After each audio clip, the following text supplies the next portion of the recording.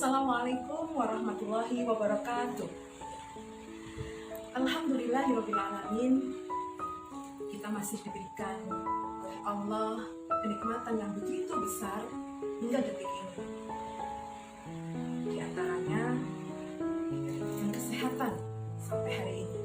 Semoga teman-teman semua juga dalam keadaan sehat ya. Salawat dan salam tidak lupa kita haturkan kepada Nabi Muhammad Rasulullah SAW.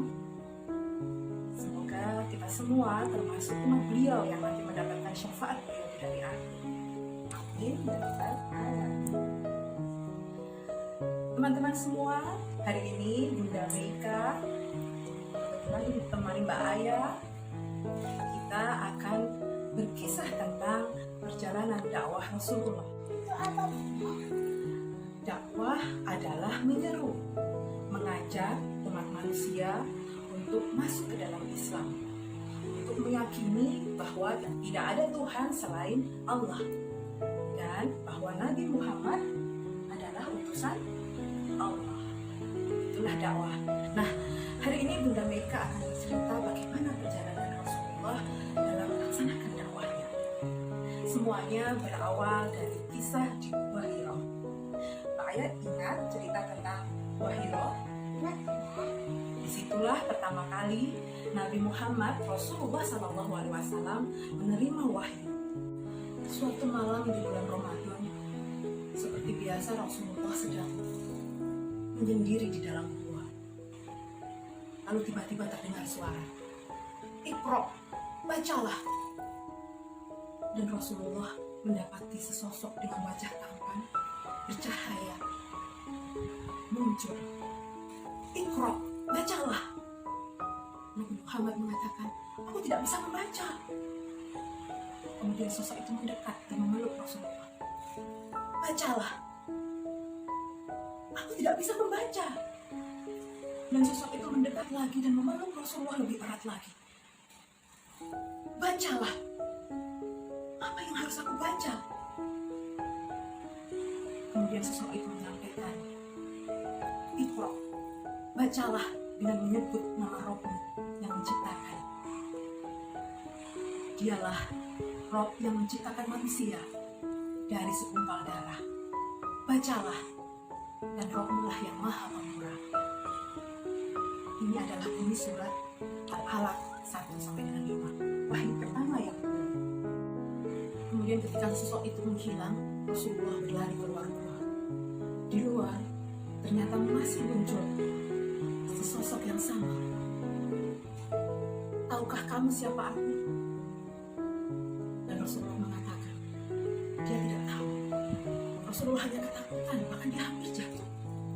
Kemudian sosok itu mengatakan, "Wahai Muhammad, sungguhnya engkau adalah utusan Allah dan aku adalah malaikat Jibril yang diutus oleh Allah untuk menyampaikan wahyu." Rasulullah yang semakin ketakutan kemudian pulang, badannya menggigil, dan kemudian meminta kepada Bunda Khadijah untuk melindunginya. "Istriku, selimuti aku, selimuti aku."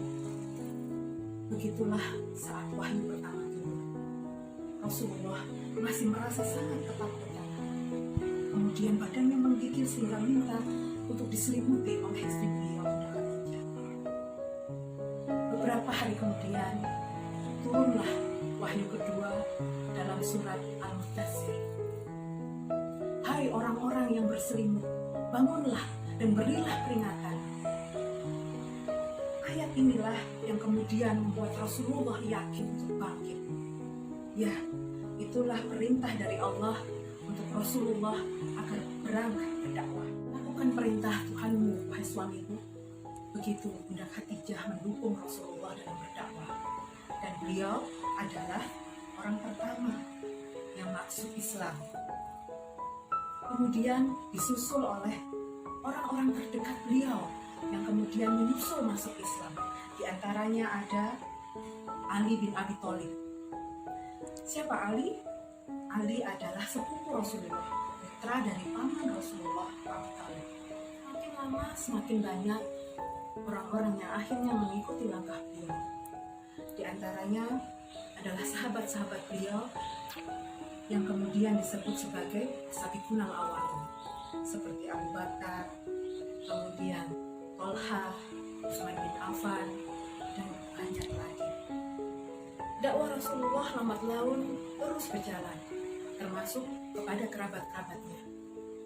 Salah satu kerabat beliau ternyata sangat tidak menyukai dakwah yang disampaikan oleh Nabi Muhammad. Yang mungkin sering pernah kita dengar adalah paman beliau Abu Lahab. Mbak Ayah pernah mendengar surat Al-Lahab? Ya, wahyu itu turun, surat itu turun karena sikap Abu Lahab yang sangat membenci Rasulullah SAW. Ketika Rasulullah menyampaikan dakwahnya, Abu Lahab marah-marah, kemudian berteriak, "Hai Muhammad, sungguhnya aku tidak menemukan seseorang dari kerabat ayahmu, dari keluarga ayahmu yang membawa berita begitu buruk melebihi berita yang kau bawa." Begitu kata dia. Dia bahkan mengatakan, "Ini aib, cegahlah jangan sampai Muhammad menyebarkan ajarannya." Begitu kata Abu Lahab. Sampai Allah kemudian menurunkan surat Al-Lahab. Meskipun begitu, Rasulullah tetap menjalankan dakwahnya. Rasulullah berusaha bersabar dengan kesulitan-kesulitan. Saat itu dakwah masih tertutup. Beberapa orang yang mengikuti langkah beliau pun mendapatkan cobaan yang sangat berat. Kita pernah mendengar kisahnya Bilal yang disiksa dan kemudian dia tetap teguh dengan keyakinannya. Kemudian mengatakan Ahad, Ahad, yang artinya apa Mbak Ayah? Ahad artinya satu, ya hanya satu ilah, yaitu Allah. Cobaan-cobaan yang sangat berat juga dialami, misalnya seperti yang dialami oleh Ammar bin Yasir. Sampai-sampai Ammar mengatakan kepada Rasulullah, "Ya Rasulullah, kami sangat menderita karena ia harus disiksa dengan keislamannya." Kemudian Rasulullah menyampaikan, "Sabarlah wahai keluarga Yasir, sesungguhnya Allah menjanjikan surga untuk kalian." Sehingga mereka pun berusaha bersabar dan tetap pada keyakinannya. Dakwah Rasulullah tidaklah berjalan dengan mudah. Orang-orang kafir Quraisy semakin membenci beliau. Kemudian pada suatu hari, pernah ketika Rasulullah sedang melaksanakan sholat, sekelompok pemuda berusaha melakukan perbuatan yang jahat kepada beliau. Salah satu di antaranya Uqbah bin Mu'id, dia mengambil kotoran unta dan meletakkan di pundak beliau saat beliau sujud. Ya Allah, bisa kita bayangkan. Kemudian Rasulullah kesulitan untuk bangkit dan para pemuda itu malah tertawa, terbahak-bahak. Kata mereka, jahat sekali mereka ya Mbak Ayah. Putri beliau Fatimah ketika datang dan melihat kejadian itu langsung menangis. Fatimah sangat bersedih melihat ayahnya Rasulullah SAW dihina.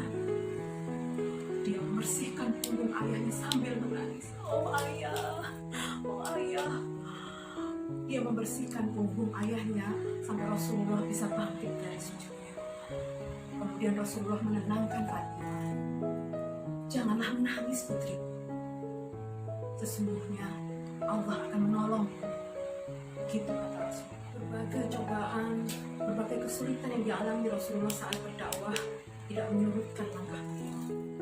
Orang-orang kafir juga bahkan menjuluki beliau seperti orang gila. Muhammad itu orang gila. Oh, dia bukan orang gila. Mungkin ketika dia komat kami, dia adalah seorang penyihir.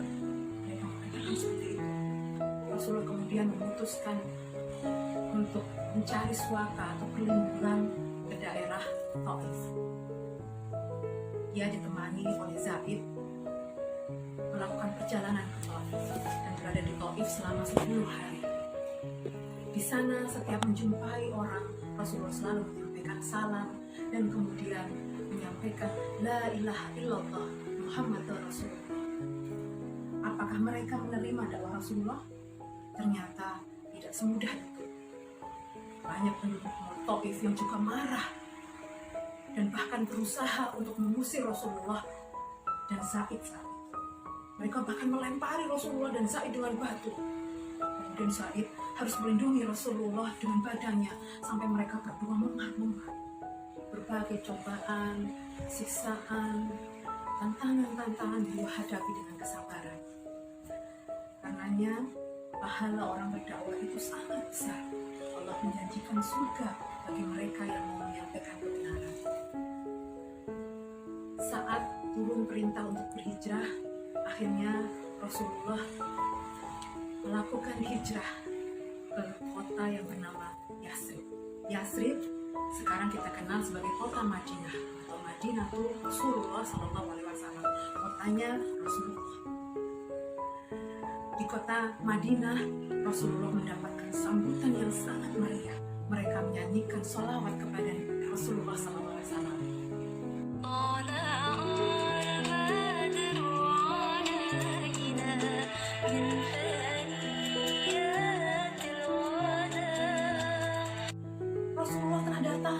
Rasulullah telah datang, begitu seru orang-orang Ansor. Orang-orang Ansor adalah sebutan bagi warga Madinah. Kemudian saat itu Rasulullah menyampaikan khutbah pertamanya. Di antara pesan-pesan yang disampaikan oleh Rasulullah saat itu adalah satu adalah untuk menebarkan salam yang bisa menghadirkan cinta dan kasih sayang. Pesan yang kedua adalah untuk memberikan makan agar bisa menambah rezeki. Yang ketiga adalah menyambung silaturahmi yang akan bisa memperpanjang umur kita. Keempat adalah untuk melakukan sholat malam yang bisa menaikkan derajat dan kemuliaan seorang hamba. Itu di antara pesan-pesan yang disampaikan Rasulullah pada khutbah pertamanya. Dan dakwah bersama sahabat-sahabatnya terus berjalan. Semua tantangan, semua rintangan, bahkan pemusuhan dari orang-orang Yahudi yang membenci beliau, juga orang-orang munafik, orang-orang yang berpura-pura masuk Islam juga selalu ada. Tapi beliau tetap pantang menyerah, dakwah terus berjalan. Itulah salah satu hikmah yang bisa kita ambil dari perjalanan dakwah Rasulullah. Rasulullah adalah manusia biasa, tapi Allah menjadikan beliau insan kamil, manusia yang sempurna. Bisa Pak yang menyebutkan sifat-sifat Nabi dan Rasul yang dimiliki oleh Rasulullah? Apa saja? Satu, sidik. Sidik artinya jujur. Ya, Rasulullah adalah pribadi yang jujur. Kemudian yang kedua, tablik. Betul, tablik adalah menyampaikan.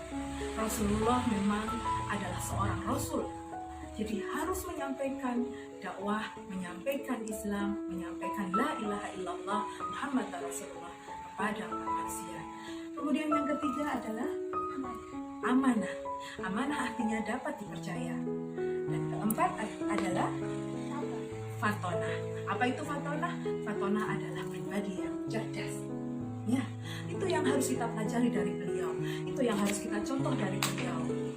Jujur, amanah, fatonah, dan mau menyampaikan kebenaran atau dakwah ini. Tapi begitu ya Mbak Ayah? Ya, itulah yang kita pelajari dari kisah dakwah Rasulullah. Kita sebagai umat beliau juga harus bisa meneruskan perjuangan beliau. Jangan jadi orang yang mudah menyerah. Harus menjadi pribadi yang kuat, yang tangguh, dan terus belajar agar bisa menyampaikan ilmu, menyampaikan kebenaran, dan menjadi manfaat bagi seluruh umat manusia. Begitu teman-teman kisah kita hari ini. Semoga kita semua termasuk orang-orang yang mendapatkan bimbingan dan hidayah dari Allah SWT dan mengikuti keteladanan Rasulullah SAW. Semoga juga kita semua ini adalah umat beliau yang nanti mendapatkan syafaat beliau di hari akhir. Kita akhiri Mbak Ayah. Assalamualaikum warahmatullahi wabarakatuh.